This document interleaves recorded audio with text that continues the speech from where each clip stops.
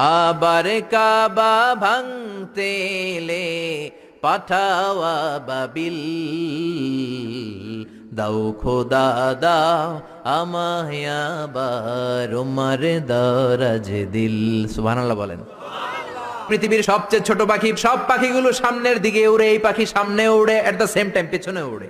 যারা আল্লাহরে খুঁজে পায় না তাদেরকে বলবেন পাখির দিকে তাকাও। আওয়ালাম ইয়ারাউ ইলাত তায়রি ফাওকাহুম সাফাতিন ওয়া ইয়াকবিদ মা ইউমসিকুহুন্না ইল্লার রহমান ইন্নাহু বিকুল্লি শাইইন বাসীর। নাস্তিকগুলো কি আমার পাখিগুলোর দিকে তাকায় না? সুবহানাল্লাহ।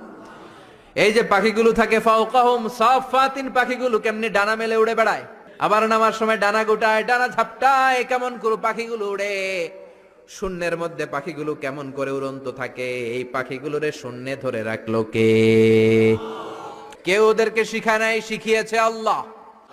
আল্লাহ বললেন পাখির দিকে তাকাও। আওয়ালাম ইয়ারাউ ইলাত তায়র, কারণ পাখির মধ্যে নিদর্শন আছে না নাই?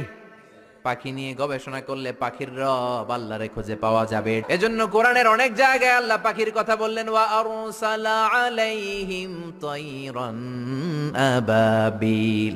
আবাবিল পাখি দিয়ে আল্লাহ আব্রাহারে শেষ করলেন। এরপর সাইয়েদনা সুলাইমান আলাইহিস সালামের একটা পাখি ছিল, নাম কি?